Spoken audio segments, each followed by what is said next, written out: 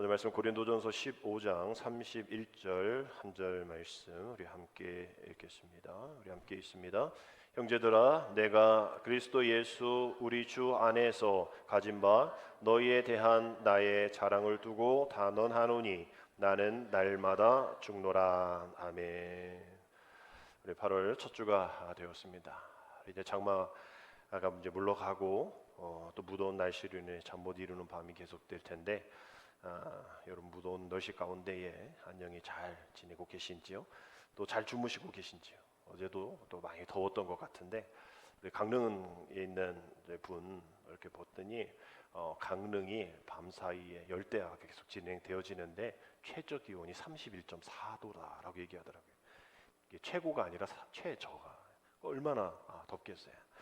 그래서 이렇게 더운 하루하루의 또 삶, 또 열대야 속에서 이렇게 계속되어지는 우리의 사역들, 또 우리의 모습들, 또 하나님의 은혜로 또 교회 학교 행사들이 잘 맞춰졌는데 또 이 모든 수고와 모든 은혜가 또 하나님의 은혜 가운데에 우리에게 또 모든 이들에게 또 참여한 모든 이에게 귀히 또 열매 맺게 되리라 믿습니다. 우리 세우는 우리 8월 한 달도 우리 8월 달력 성구에 보면 빌립보 4장 6절인데 아무것도 염려하지 말고 다만 모든 일에 뭐로? 기도와 간구로 너희 구할 것을 감사함으로. 무엇으로? 감사함으로 하나님께 아뢰라 라는 말씀이 이제 8월 달력의 성구로 나와 있습니다. 달력을 볼 때마다 여러분들 기도하십시오. 아무것도 염려하지 말고 다만 모든 일에 무엇과 무엇으로? 기도와 간구로 우리의 모든 구할 것을 하나님께 아뢰을 때 무엇으로? 감사함으로 아뢰는 우리 8월 되어지기를 원합니다. 그 말씀을 여러분의 마음의 신비 가운데 새겨 두시고 또 맡겨주신 그 사명들을 우리가 충성스럽게 잘 완수할 수 있는 우리 8월 한 달 되기를 주님의 이름으로 축복합니다. 지금 올림픽 계속 이어지고 이제 다음 주 일이면 폐막식을 하게 되어지는데요. 올림픽 근대 올림픽의 창시자가 이제 쿠베르탱인데 이분이 이제 올림픽을 이렇게 만들면서 하나의 이제 모토를 이렇게 정했습니다. 더 빨리, 더 높이, 더 멀리. 이것을 모토로 여러 해 계속 올림픽이 진행되어지고 있는데요. 1등만 또 빠른 사람만 또 더 높이 또 더 멀리 가는 사람만 이렇게 축복해 주는 그런 것이 올림픽 정신은 아니겠죠. 비록 메달 획득에 실패했다 할지라도 또 정말 우승권에 있는 분인데 또 이런저런 아픔으로 인해서 또 결정적인 찬스에 또 실수를 하게 돼서 또 우리 사격도 시간 딱 지나서 못 차가지고 또 0점 처리돼서 메달권에서 멀어졌을 때에도 우리가 늘 하는 응원이 있죠. 괜찮아, 괜찮아. 괜찮아를 외칠 수 있는 이런 스포츠 정신들. 또 우리나라는 양궁 잘해가지고 금메달 지금 4개 땄나요? 막 그렇게 되어지는데 상대방 또 잘 후원해주지 못한 나라에서는 이게 맞추기가 어렵죠. 우리가 화면상으로는 그냥 쏘면 바로 맞는 것 같지만 이 거리들이 있잖아요. 꽤 멀단 말이에요. 그 관역 맞추는 것만 해도 대단할 텐데 어떤 나라는 이제 1점을 맞췄단 말이에요. 그리고 이렇게 보호 장구도 제대로 없고 이러한 나라에서도 출전한 분들 위해서도 응원하는 일들. 또 탁구인가요? 나이가 60 넘으신 분인데도 이렇게 10몇 살 애들하고 막 대결해서 이기기도 하고 또 결국은 또 지시는 것까지 오면서 인터뷰하면서도 아주 밝은 모습으로 나를 봐, 희망을 가져, 할 수 있어, 더 하고 싶은데 어떻게 될지 모르겠네 이러면서 이야기하는 1등만을 위한 이런 스포츠 경기일 수 있겠지만 우리 모두가 다 참여하는 이들, 또 응원해주는 일들, 또 격려해주는 일들이 이러한 진정한 올림픽의 정신이 아닌가 생각을 하게 됩니다. 이렇게 올림픽을 참여하면서 경기를 참여하면서 4년이라는 기간 동안 열심히 애쓰고 또 수많은 시간 동안 열심히 애써서 이런 결과들이 나타나겠죠. 특별히 우리 한국 여자 양궁 이렇게 보면 1988년 서울 올림픽 이후에 한 번도 여자 단체전은 패배를 하지 않고 금메달을 계속 10회 연속 받았단 말이에요.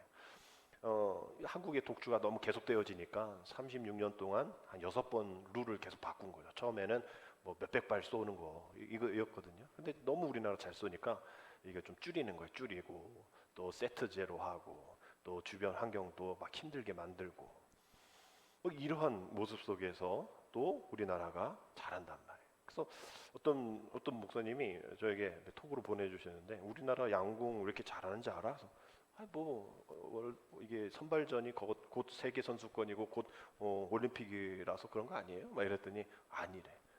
우리나라가 양궁을 잘하는 것은 애국가를 보면 알 수 있다는 거예요. 그래서 이런 문자를 보내주셨어요. 뭐냐면 하나님이 보호하서 우리나라 만세잖아요.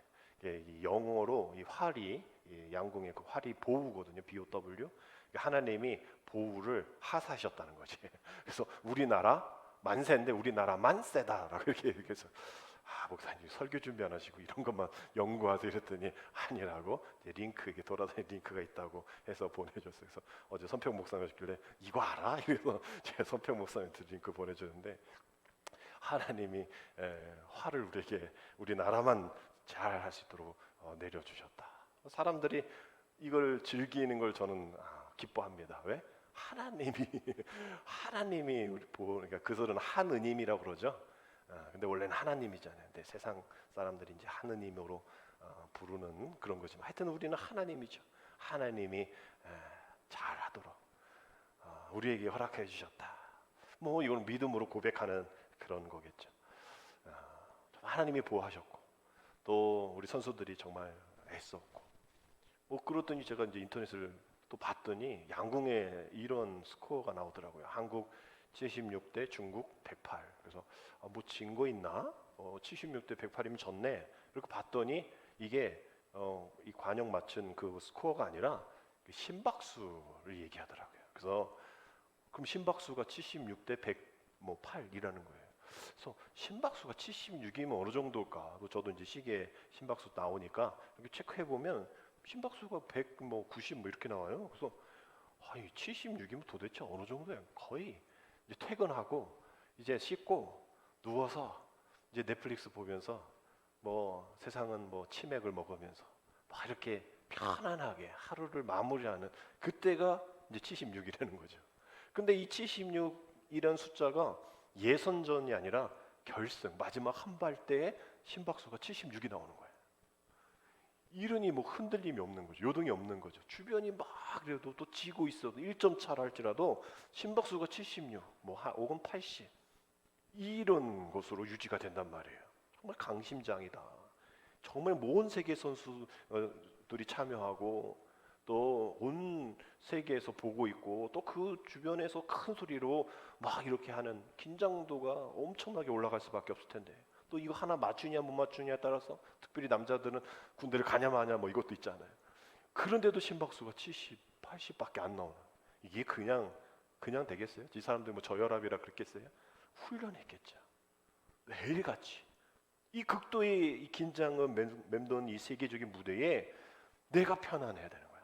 그 일을 위해서 내가 혼자 나를 위해서이 아니라 이 나라를 위해서 대표로 나왔으니 이거 흔들리면 안 된다라는 생각으로 계속 훈련했던 거죠. 그래서 이번에 양궁이 잘 된 것 같은데 원래는 다 떨어졌잖아요. 안산 그분도 떨어지고 이게 없는 거예요. 그래서 이번에 양궁 끝났다. 이 10년 10회 이거 연속 못 하겠다. 이 올림픽 처음 나간 애들이니까. 그런데도 이제 엄청 잘하는 거예요. 봤더니 얘네들이 선배들이 그렇게 잘하니까 선배들을 뛰어넘기 위해서 하루에도 활시를 600번 잡아당기고 계속 오고 심박수 환경 이거를 철저하게 준비했다는 거예요. 그러니까 이 선발전에서 그 선배들을 금메달리스트들 이기고서 이렇게 출전한 거예요. 그만한 훈련이 또 분한한 노력이 있었기 때문인 것이죠. 훈련이란 사전적 의미로 재주나 기회 따위를 배우거나 익히기 위해 어떻게 하여? 되풀이하여 연습함이라는 거예요. 그냥 훈련은 한 번 하고 끝이 아닌 거예요. 되풀이해서 연습해야 된다는 거예요. 600번을 활시를 썼다는 거예요. 우리 강원랜드 여기 가해원 가보면 양궁하는 곳이 있습니다. 그래서 연습용이긴 해도 그래도 이제 실제 비슷하게 이렇게 교육 조금 받고 이제 쏘는 거예요. 그래서 몇천 원 내면 몇 발 쏘는데 이거 뭐 20발 한번 쏘겠다고 한번 돈 내고 해봤거든요. 힘들어요. 20발 쏘는 게 이게 힘들다. 연습용인데. 근데 얘네들은 선수용이잖아요. 근데 하루에 600발을 쏘는, 그래서 계속 되풀이하는 그런 연습이 있었기 때문에 이러한 귀한 열매가 있는 것이죠.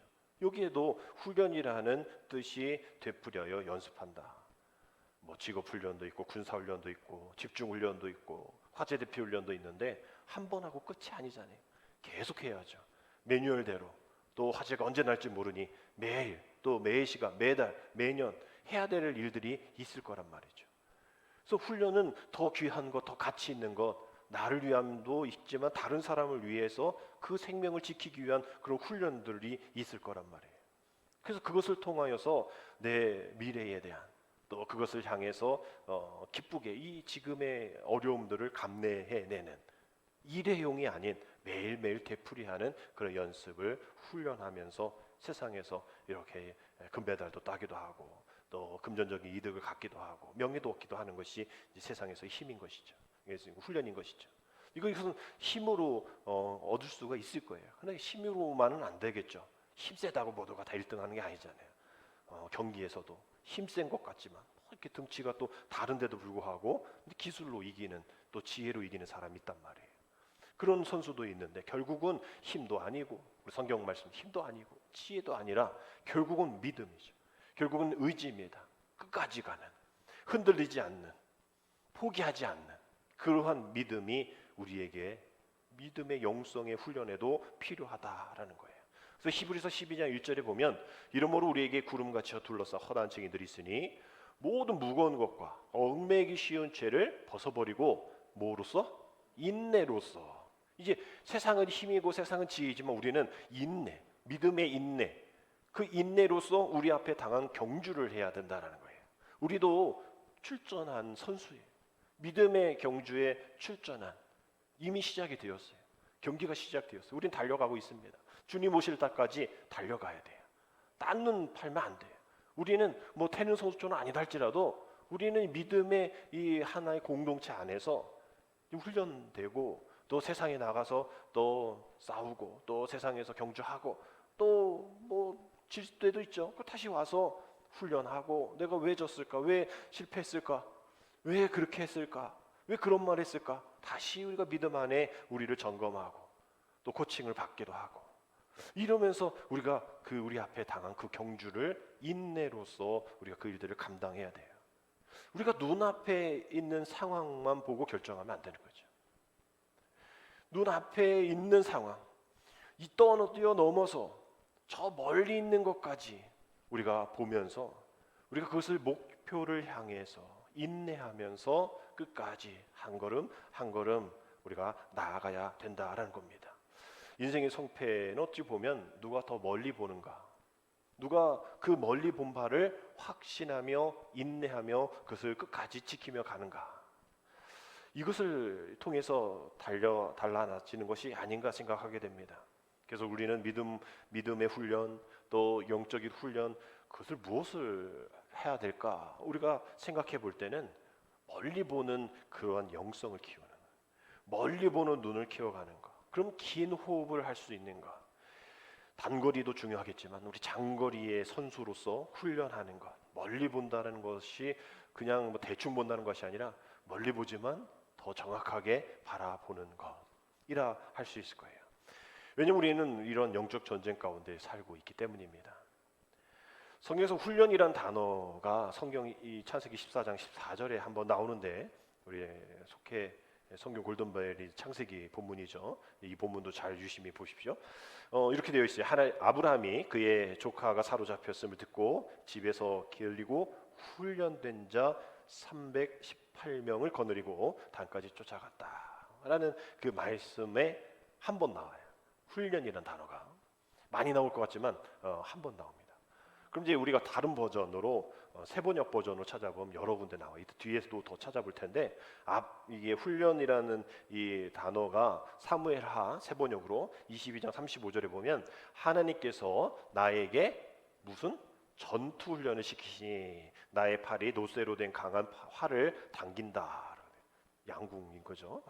뭐 이런 말씀. 또 시편 144편 1절의 말씀에 보면 나의 반석이신 주님을 내가 찬송하려 한다. 주님은 내 손을 훈련시켜 전쟁에 익숙하게 하셨고 내 손가락을 단련시켜 전투에 익숙하게 하셨다라는 말씀이 세번역에 훈련이란 단어로 번역되어져서 나옵니다. 즉 다 이 훈련이란 단어가 어디와 연결되어 있어요? 전쟁과 연결이 되어 있음을 볼 수 있어요.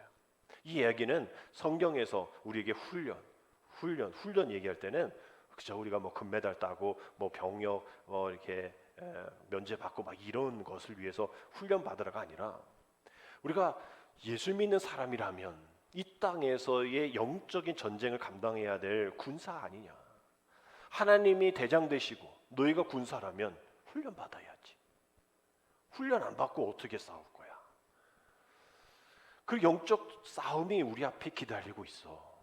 우리에게 이런 이야기를 하는 거야. 그럼 너희는 거룩한 군사 되어서 믿음의 근육이 날마다 내 가운데에 생길 수 있도록 흐물흐물 그저 바람에 부는 넘어가는 그런 겨와 같은 그런 사람 되지 말고 든든한 심겨진 나무가 되어서 그러기 위해서 군사로서 마땅히 매일같이 훈련해야 된다라는 거예요. 그럼 우리가 뭐 매일 아침 9시 여기 와가지고 뭐 몇 시간 훈련 받고 집에 가냐 뭐 이런 훈련은 뭐 군사 훈련이겠죠. 직업 훈련이겠죠. 몇 주 과정이겠죠. 그러나 우리의 믿음의 훈련은 훈련되었다라는 말은 어떤 말이냐면 준비되었다는 말이에요. 훈련되었다는 말은 준비되었다는 거예요. 나는 준비되었습니다. 지금 당장 영적인 전쟁에 와도 나는 싸울 준비가 되어 있습니다. 우리 뭐 군인들이든지 뭐 이런 기업이든지 뭐 정말 위급한 상황에서 먼저 투입해야 될 그 부서는 늘 준비하고 있잖아요. 뭐 조금 있다가 정말 뭐 어떻게 한번 옛날에 어떻게 했는지 찾아보고 안 돼요. 바로 준비를 해야 되어지는 사람들입니다. 우리도 역시 마찬가지인 거예요. 다윗과 골리앗 싸움에서도 우리가 볼 때에 그저 그 자리에서 이겨서 끝인 것 같지만 그래서 세상도 이건 어렵지만 이길 수 있는 게임이 아니면 다윗과 골리앗 싸움이야 라고 얘기해서 그냥 거기로 세상 사람들은 거기에 집중하고 있지만 우리 믿음의 눈으로 바라볼 때 이거 다윗과 골리앗 싸움은 그 현장 싸움이 아니에요. 그 현장의 싸움은 지지. 어떻게 이겨요? 도시락 배달 갔던 동생이 나간 일에 어떻게 이길 수 있겠냐는 말이에요. 그거 아니에요. 그 현장 이전에 하나님이 그 다윗을 어떻게 사용하셨는지, 다윗은 어떻게 그 훈련 가운데에 하루하루를 살았는지를 세상 사람들 모르죠. 성경을 모르니까. 근데 우리는 알고 있잖아요. 늘 양을 치면서 늘 사자와 곰의 발톱에서 양을 지켜내는 일, 또 그 일들 한가하게 할 일 없으면 잠자는 게 아니라 늘 저쪽에 어떤 목표를 두고 지팡이와 막대기로 늘 던져서 맞추는 일. 그것을 통해서 승리의 경험이 있었다는 거예요. 승리의 체험이 있었다는 거예요. 그 승리의 체험이 쌓여서 그 현장에서 이긴 거지. 아무 이 승리의 체험이 없고 경험이 없이 나가서 누군가 이길 수 있다? 못 이기는 거죠. 다윗이니까 하나님이 다윗을 그렇게 사용하셨고 다윗도 그런 훈련을 받았으니까 이렇게 단가예요. 그냥 아무나 나갔겠다 하는 거 아닙니다. 그 훈련을 통해서 그런 간절한 심정으로 골리앗과 싸워 이긴 것이죠. 역시 우리의 매일매일 훈련이 이만큼 중요하다라는 것이죠. 이 믿음의 훈련을 제대로 받아와야 한다라는 거예요. 그래야 나의 앞에 골리앗과 같은 협박들, 또 이리와 늑대와 사자의 곰의 발톱과 같은 그런 빼앗김의 일들이 있다라는 거예요. 나를 위협하고 나를 찢어 놓으려고 하는 그러한 사자의 발톱, 곰의 발톱을 만난 상황에서 우리는 영적인 심박수가 많이 뛰지 않고 담대하게 승리할 수 있다라는 거죠. 훈련 자체는 쉽지 않습니다. 가볍지 않습니다. 그러나 훈련에 따르는 온갖 그 어려움을 이기고 수용하고 나아가다 보면 어느덧 우리의 훌륭한 주님의 군사가 되어진 우리의 모습을 발견하게 되는 것이죠. 이것이 바로 신앙의 훈련의 모습입니다. 계속 반복되어서 연습하는 것. 우리 신앙의 믿음의 훈련들, 여러분 반복하고 있는 또 연습하고 있는 신앙의 훈련이 무엇이 있습니까? 우리는 일상을 살아도 실상 날마다 어쩌면 패배주의 가운데 걸어가고 있지 않나요? 늘 우리는 훈련받아야 할 사람이구나. 우리는 다윗과 같이 날마다 훈련된 사람을 쓰시는 하나님의 역사가 있구나라는 것을 알면서도 우리는 늘 우리는 안 돼. 봐봐. 지금 뭐가 이렇게 되겠어? 어떻게 이길 수 있어? 이기면 이상한 거지. 우리는 세상의 관점으로 본다는 거예요. 지금 눈앞의 관점으로 본다는 거예요. 그러나 성경은 눈앞에 있는 관점으로 승리한 사람 하나도 없습니다. 다 멀리 있는 하나님이 하실 일들 기대하면서 그저 나는 담대하게 훈련받는. 훈련받다가 또 전쟁까지 나갔다가 또 질 때도 있고 이길 때도 있는 거죠. 그러나 이 모든 전쟁은 하나님께 속했다. 나는 그저 훈련받아야 될 믿음의 군사다라고 여기는 사람들은 그 날마다의 패배주의 길을 걷지 않게 되는 것을 보게 됩니다.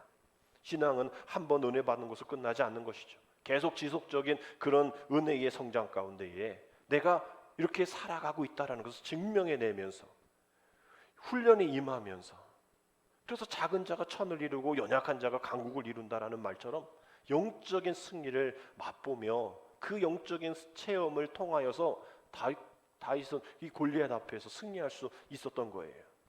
그래서 이런 영적 승리가 내가 처한 환경이 얼마나 어려운지, 또 고매의 발톱이 얼마나 깊은지, 골리앗의 협박이 얼마나 우렁찬지, 이런 걸로 되어지는 게 아니라는 거예요. 우리의 환경 지수로 결정되어지는 것이 아니라 승리는 우리 하나님이 우리와 함께 하시느냐 그렇지 않느냐에 따라서, 그것에 따라서 달려있는 거예요. 모세의 손이 올라가 있느냐, 그래서 옆에 아론과 훌이 들고 있느냐, 하나님이 함께 그 전쟁 가운데 임하시고 하나님이 그 전쟁의 대장 되셔서 이기게 해주시느냐 그렇지 않느냐에 따라서 달라지는 거예요. 하나님 앞에 나가지 않고 내가 해서 이기는 일들이 있었겠죠. 그건 지속적이지 않습니다. 우리는 그 하나님이 우리와 함께 하시느냐 그렇지 않느냐에 따라서 이 모든 것들이 결정되어진다는 사실을 잊어서는 안 되는 거죠. 요한일서 4장 4절에 보면 자녀들아 너희는 하나님께 속하였고, 우리 오늘 찬양 들어가죠. 우린 주님께 속한 자들이요, 우리는 하나님께 속하였고 또 그들을 이겼나니 이는 너희 안에 계신 이가 세상에 있는 자보다 어떻다? 크심이라라고 되어 있어요. 근데 우리는 그렇게 보이지 않아요. 오히려 세상에 있는 자가 더 커 보여요. 세상에 있는 환경이 또 맞닥뜨리는 그 어려움이 더 커 보여요. 앞서 말씀드린 것처럼 우리가 훈련받아야 되는 거예요. 그런 어려움이 왔을 때 두근거리는 우리의 심장박동, 우리의 흔들림, 이것이 어떤 것이 골리앗 같은 그런 사자와 그런 곰의 발톱과 같은 것이 내 앞에 온다 할지라도, 우리 철로역정을 읽어보신 분 아시죠? 아무리 으르렁거려도 묶여 있잖아요. 우리는 그저 지나가면 되는데 그 소리에 그걸 겁먹어 버리는 거예요. 묶여 있는 거예요. 그렇기 때문에 우리가 이 세상에 있는 자보다 크신 하나님만 바라보면 우리는 날마다 영적인 훈련 속에서 강함을 우리가 이겨나갈 수 있다는 거예요. 우리 양궁을 아까 말씀드린 36년 동안 6번이나 룰이 바뀌었는데 우리나라가 너무 잘하니까 이게 바꾼 룰 중에 하나가 이제 주변이 시끄럽게 만드는 거예요. 또 거기 야유 소리도 들리고 바람도 막 불고, 이제 화살인데 바람의 영향 맞잖아요. 그런 환경을 만들어 놨단 말이에요. 근데 그 환경 속에서도 이렇게 굳건히 이겨나갈 수 있는 그 일들이 늘 연습하면서 또 그 환경에 또 적응하면서 나아갔던 일들이었겠죠. 특별히 사격도 또 양궁도 이렇게 후원하는 업체가 있죠. 기업들이 있습니다. 이제 양궁은 현대 기아차 애들인데 얘네들은 괜찮아, 우리가 다 후원해 줄게. 지금 파리 거기 올림픽 그걸 잘 몰라요. 괜찮아, 우리가 그 진천 훈련 선수촌에 똑같이 지어줄게. 이래가지고 거기랑 똑같이 지어줘. 그리고 사람 때문에 괜찮아. 그 전북 현대 축구할 때 사람도 엄청 몇 명만 모였잖아요. 그때 한 40분 동안 똑같이 활을 쏘게 막 사람들 막 와요. 그러다 보니까 익숙해진 거예요. 그 생전 처음 가는 곳이 아니라 똑같이 모형으로 만든 곳에 그 많은 사람들의 함성과 야유와 바람 속에서도 선수들이 흔들림 없이 안정적인 심박수를 유지하면서 활을 쏠 수 있는 거예요. 우리가 이 세상을 살아가는 것도 마찬가지입니다. 하나님이 하늘나라의 모델하우스 같은 교회를 우리에게 보내주셨어요. 근데 이 교회가 날마다 온전하진 않아요. 이런 소리 저런 소리, 이런 함성처럼 사람 함성, 곰의 발톱과 사제의 발톱과 같은 으르렁거림이 있는 거지. 근데 우리가 여기에서 편한 것만 해주세요, 편한 것만. 우리 세상에서 나가서 이길 수가 없는 거예요. 하나님이 우리에게 이렇게 만들어 주신 것은 세상에서 네가 잘하려면 이렇게 잘해야지. 내가 후원해 줄게. 아니 뭐 현대 세상의 어떤 한 종목을 현대에서 그렇게 40년 동안, 양국은 사격은 20년 동안 막 기업에서 그 우리나라 조그만 나라 기업에서 이렇게 후원했는데도 맨날 1등 하는데, 아니 우리 모든 것에 대신 우리 하나님이 우리를 후원해 주신다는데 우리가 못 이기겠습니까? 결국은 우리 이 세상에 있는 자보다 하나님이 크심이다라는 것을 믿는 그 순간 하나님의 임재지수, 우리의 충만한 교회 하나님의 임재지수가 얼마인가? 사람의 임재지수, 사람의 말에 곰의 발톱의 임재지수가 아니라, 환경의 임재지수가 아니라 하나님의 임재지수, 하나님이 우리를 얼마나 바라보고 계시는가, 우리와 함께 하시는가, 이것에 따라서 영적인 승리가 달려 있다라는 거예요. 이스라엘 백성들 왜 자꾸 하나님의 임재를 잊어버렸나요? 자꾸 좋은 것만 기억하는 거예요. 그래서 예전에 이게 좋았는데, 그래서 또 나쁜 것만 떠올리는 거예요. 이거 왜 이렇게 나빠? 이 영적인 침해 현상인 것이죠. 상당한 수준까지 올라가서 안 되겠다 해서 하나님 아수를 통해서, 바벨을 통해서 치신 거예요. 못 알아차리니까. 성경이 이렇게 자주 하나님의 은혜를 기억하도록 치십니다. 하나님의 인재를 기억하도록 하나님께서 기억하게 그 하나님의 인재하심이 떠날 때가 있어요. 여러분, 우리 무엇이 힘듭니까? 환경으로 힘드세요? 부족함으로 힘드십니까? 그건 세상도 마찬가지예요. 우리 교회보다 더 어려운 교회도 있죠. 이런 걸로 우리가 힘들다라고 얘기하면 안 되죠. 하나님 나와 함께 하신다? 함께 하시지 않는다. 이것이 우리를 힘들게 해야 되는 겁니다. 정말 하나님이 우리와 함께 하심을 믿고 우리가 끊임없이 반복해서 영적인 훈련 가운데 나아가는 것, 그 훈련을 방해하는 사탄을 물리치는 것, 이것이 우리에게 있어야 된다는 거죠. 이전에 이렇게 서커스 이렇게 조련시키는, 맹수 조련시키는 방법이 하나 있었는데, 지금이야 과학적인 방법을 하겠죠. 그러나 그 서커스에서 그렇게 얘기를 하잖아요. 사자나 호랑이, 맹수를 훈련하는 전문가들이 사용하는 도구가 다른 게 아니래요. 그저 다리가 4개 있는 의자 하나면 된대요. 그걸로 뭘 어떻게, 그렇게 얘네를 얼굴에 갖다 대면 얘네들이 이 의자의 4개의 다리, 4개의 발, 이거에 아주 정신이 막 혼미해야 되는 거예요. 오늘 저도 집에 가서 고양이한테 한번 해볼 텐데 이렇게 얘네들이 막 이거를 어떻게, 어느 것을 막 4개니까 한 번에 자기 눈앞에 4개가 막 왔다 갔다 하고 막 이렇게 위협을 하니까 너무나 막 힘들어 한다는 거예요. 그래서 어쩔 줄 몰라가지고 얘네들이 이제 이것이 약간 해롱해롱하게 혼미하게 만들어서 이제 그 다음에 조련을 한다 얘기하더라고요. 우리에게도 사탄이 정말 우리가 이 세상을 향해서 나아갈 때에 이거 하나님 안에 충실하지 못하게 만드는 이 4가지가 무엇일까? 한번 생각해 보면 이 4개의 다리, 이걸로 인해서 우리가 혼미해지는 것 아닌가? 영적인 침해가 있는 것 아닌가? 대충 해. 그냥 뭘 열심히 하려고 그래. 적당히 해. 아유 나중에 해. 알았어, 이번만 해. 여기 안에 훈련이란 단어가 들어갈 수 있을까요? 야 대충 훈련해. 야 적당히 훈련해. 아이고 나중에 훈련해. 이번만 훈련해. 전혀 훈련하고 맞지 않는 단어인 거예요. 훈련에는 대충이 없어요. 훈련에는 적당이란 게 없습니다. 나중 없어요. 치고 올라온 애들이 많은데 이번만 안 돼요. 선수가 2024년만을 위해서 있습니까? 결국 이것이 우리의 믿음의 영적인 그러한 분산을 일으켜서 해롱해롱하게 만드는 우리들입니다. 결국은 우리가 이러한 일들 가운데에 정말 우리가 영적인 프로 선수가 되어서 이 프로 선수들 보면 자기 시간을 만약에 어떤 시합이 있으면 그거 20%만 거기에 쏟는 거예요. 그냥 당장 머리에서 100% 그 시합을 위해서 다음 달 시합을 위해서 하지 않습니다. 그 시합, 앞으로 또 있을 시합, 세계 어디에 있는 그 시합, 그걸 위해서는 20%를 쓰는 거예요. 자기의 하루의 연습 시간. 80%는 뭐냐? 그저 훈련, 반복된 훈련. 그것이 아니라 그것을 잘하기 위한 80% 훈련이에요. 우리도 마찬가지입니다. 우리가 뭔가를 위해서 20%를 애써야 되겠지만 매일매일의 80%의 훈련이 없다면 그저 20%인 거예요. 20%로 승리할 수가 없죠. 우리가 날마다 100%의 승리를 위해서는 어떤 일을 위해서 20%를 위해서 우리가 기도하고 애쓰고 나가야 될 것도 많지만 우리가 매일매일의 80%의 훈련들, 심박수의 조정들, 염려하지 않는, 불안해하지 않는, 걱정하지 않는, 눈앞에 있는 것만 보지 않는 그런 훈련을 80%를 투자를 해야 한다라는 거예요. 훈련에 집중해서 다시 한번 나에게 집중해야 됩니다. 하나님, 내가 하나님 안에 영적인 심박수가 얼마큼이나 될까요?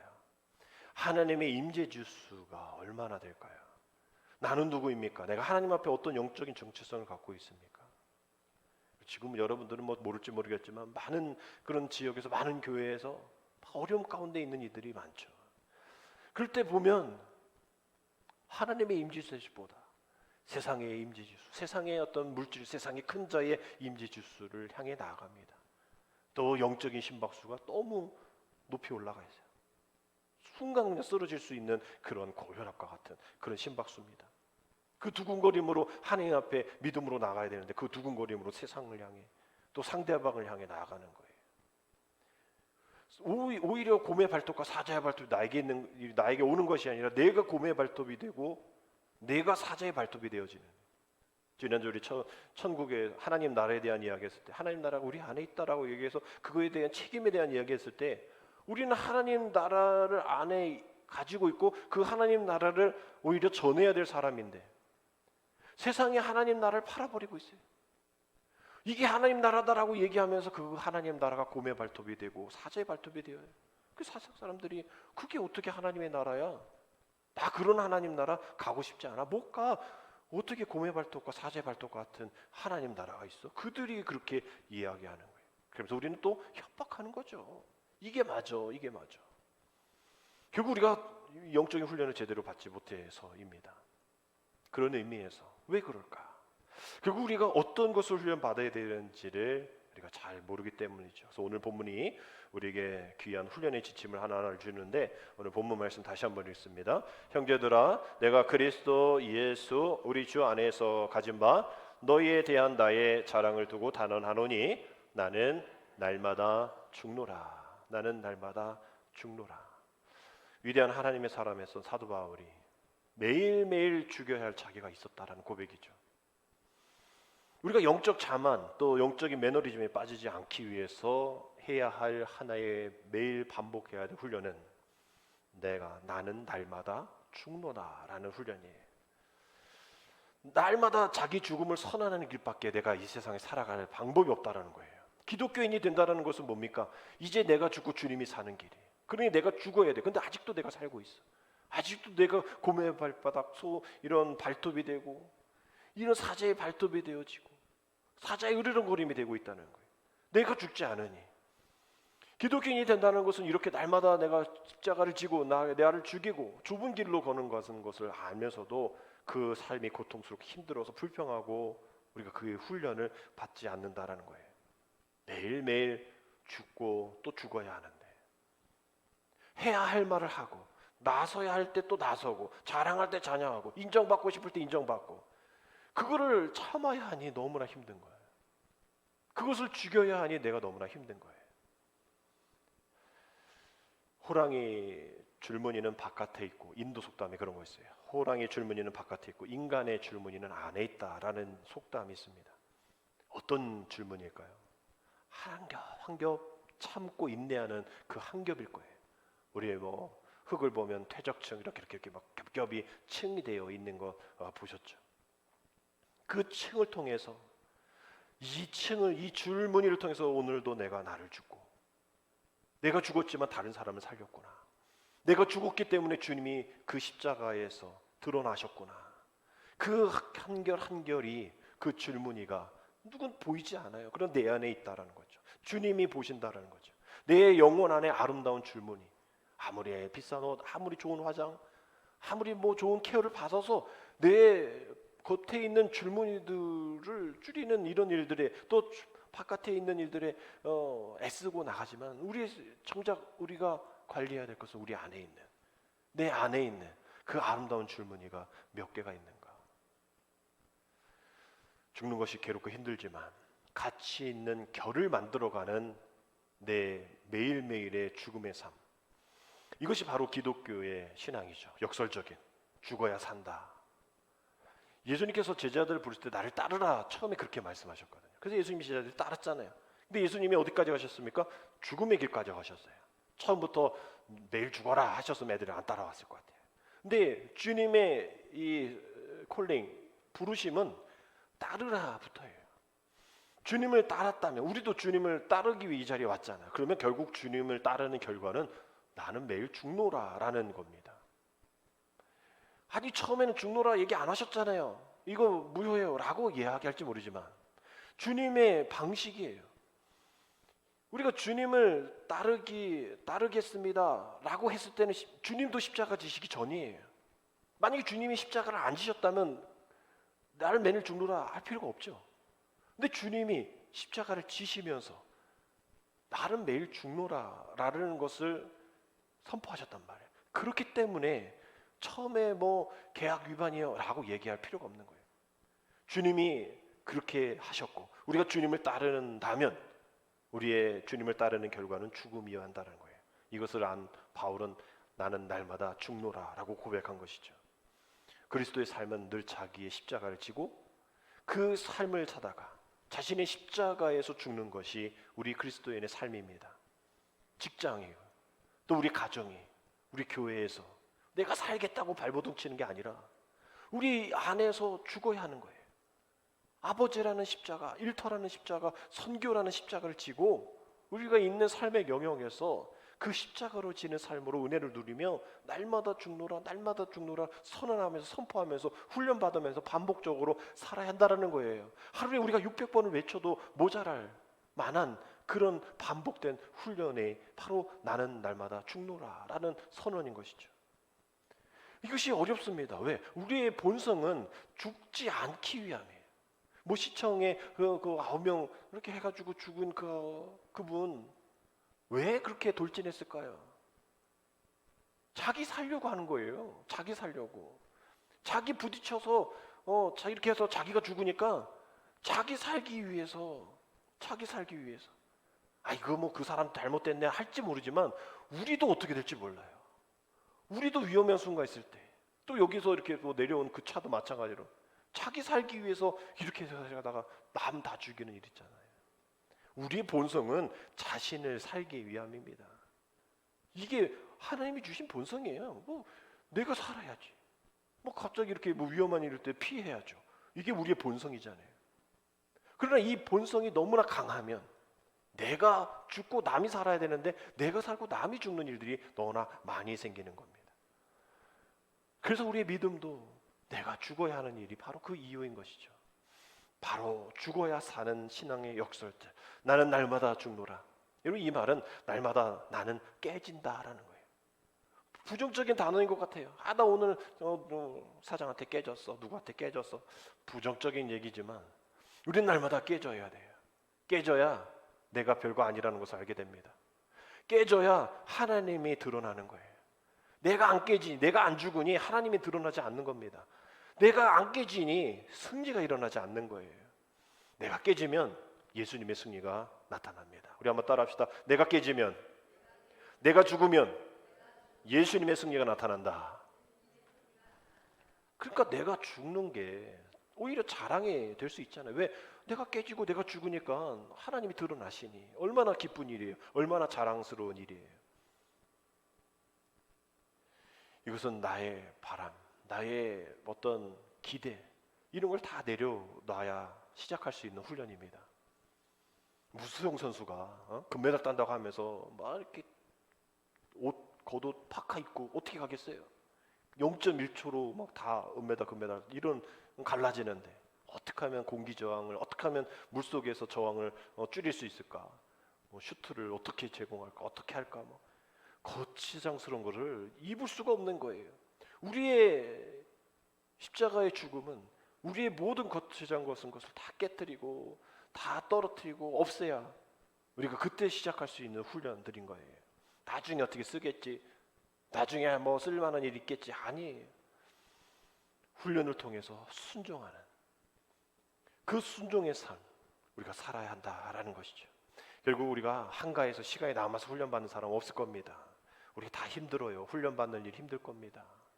어려울 거예요. 그러나 우리의 이 길 외에는 없는데 어떡합니까? 주님이 그렇게 하셨으니, 주님이 그렇게 죽으셨으니 우리도 죽어야 하는데, 오히려 죽으면 오히려 행복하다는데 어떻게 하겠어요? 우리는 이 죽음의 훈련, 날마다 날마다 죽노라, 이 훈련을 통해서 웬만한 시험과 도전점, 골리앗과 같은 그러한 맞닥뜨리는 큰 어려움 속에서 이길 방법 다른 거 없다는데 어떻게 하겠어요? 우리가 계속 이런 훈련 받아야죠.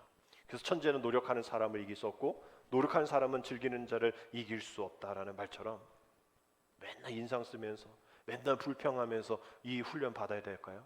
즐거움으로, 기쁨으로 우리가 이 일들 가운데 나아가야죠. 십자가라는 것이 사형틀이지만 우리가 그것을 위해서 내가 죽어야 할 일들을 주님이 대신 죽으셨잖아요. 우린 옆에 있는 강도와 같이 죽어야 될 우리인데 우리를 살려주셨잖아요. 뿔뿔이 흩어졌던 제자들이 그 12개의 십자가가 같이 있어야 되는데 벌써 한 해는 없어졌습니다. 하여튼 11개의 십자가가 있어야 할 텐데 그 11개의 십자가를 마련해 두지 않으셨잖아요, 주님이.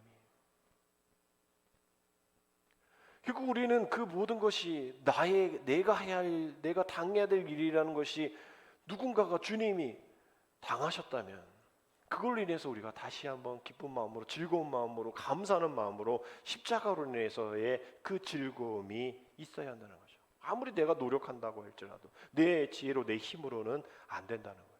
다 빼야 돼요. 다 부서뜨려야 돼요. 경기를 하면서 이 아나운서가 늘 얘기하는 게 있죠.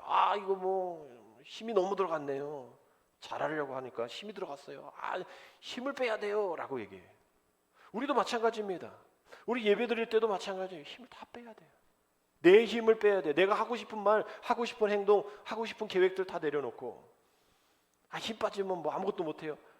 아무것도 못해요죠. 우리가 하나님이 하실 수 있도록 하나님이 하시는 그 일들을 위해서 우리가 아무것도 하지 말아야죠. 대장 되신 예수님께서 진두지휘하시는데 군사된 우리가 여기로 가셔야 됩니다, 이거 하셔야 됩니다, 저거 하셔야 됩니다, 안 돼요. 안 되지.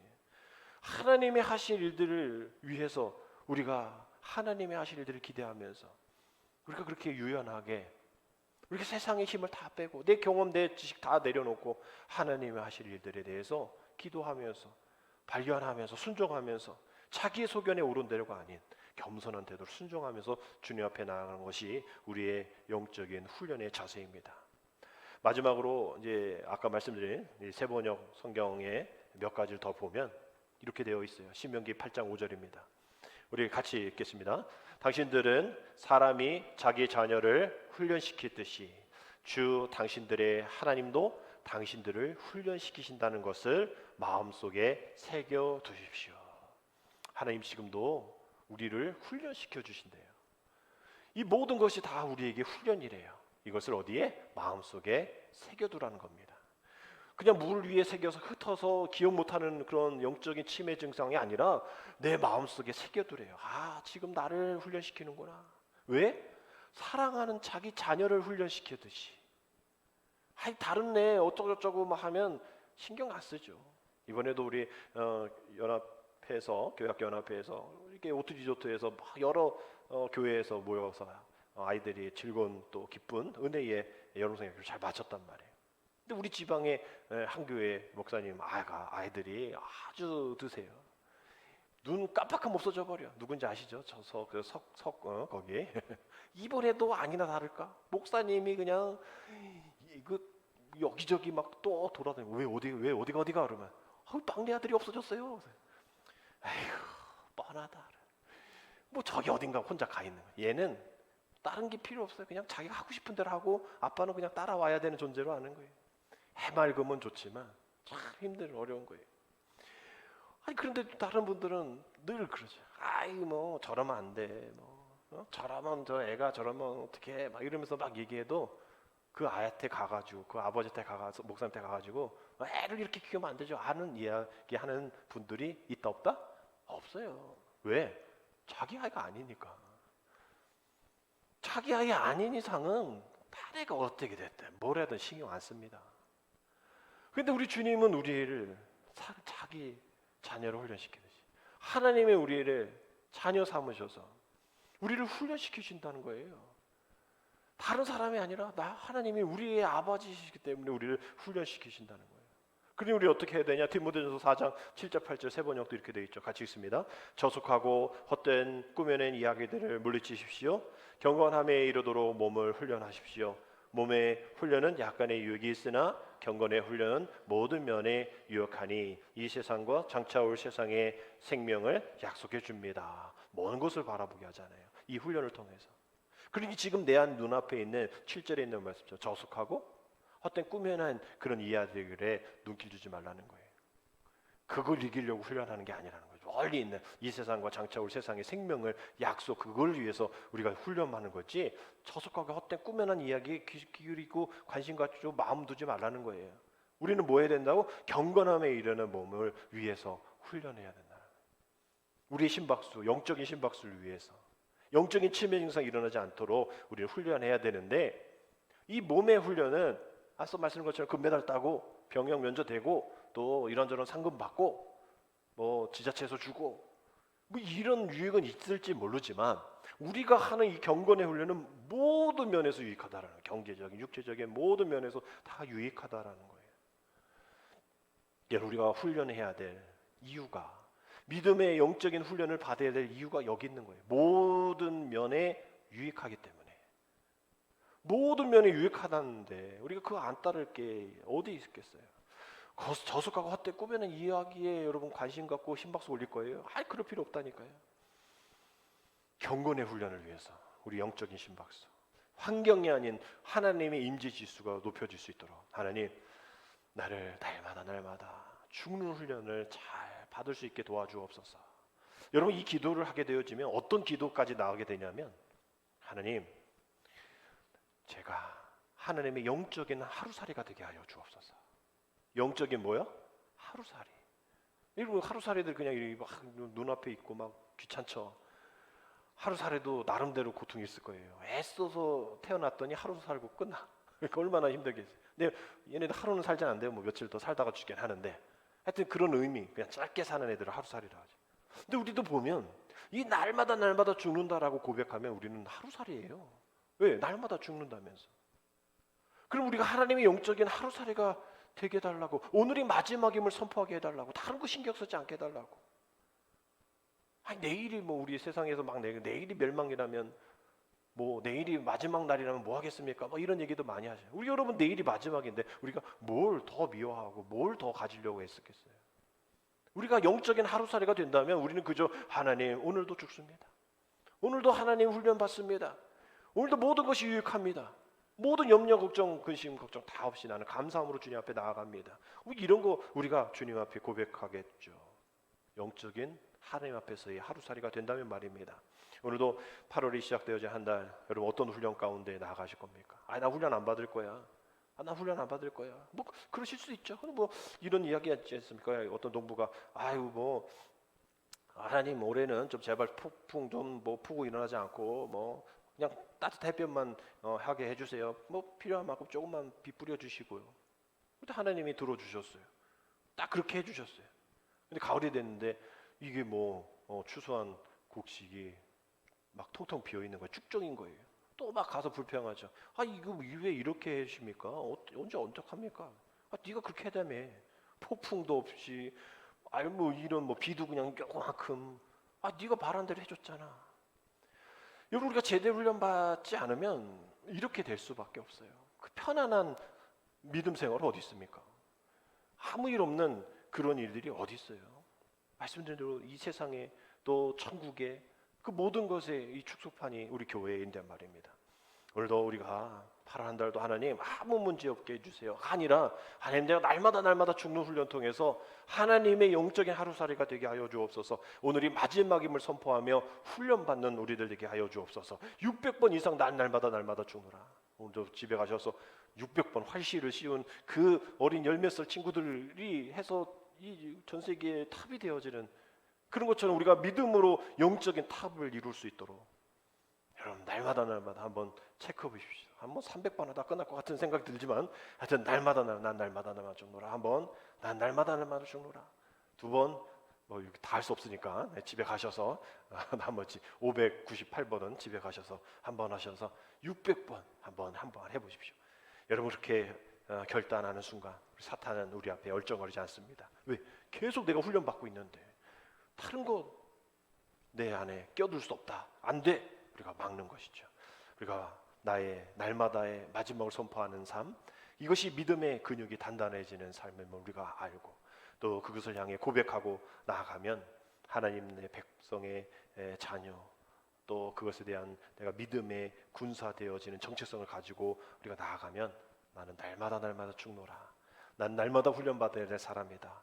이것을 외치며 사실 때에 그 어떤 사탄 방해하지 않고 우리가 얻을 수 있는 그런 영적인 그런 금메달을 딸 수 있게 되리라 믿습니다. 날마다 죽는 우리 충만한 교회 모든 성도 되어지기를 주님의 이름으로 축복합니다. 기도드립니다. 모든 사람을 죄 가운데로 유혹하는 육신의 정욕, 안목의 정욕, 이생의 자랑이 혹시 내 삶에서 되풀이되고 있지는 않은지 되돌아보게 하여 주옵소서. 이 유혹들이 나의 영성과 훈련을 방해하고 있다면 모든 것을 물리치게 하여 주시고 오늘도 어떤 유혹과 시험 앞에서도 요동치지 않는 영적인 심박수가 평온의 심박수가 되어서 우리 영원한 것을 붙잡고 날마다 승리하며 준비된 훈련자로서 영적인 하나님 나라의 하루살이로 살아가는 우리 되게 인도하여 주옵소서. 예수님의 이름으로 감사하며 기도드립니다. 아멘.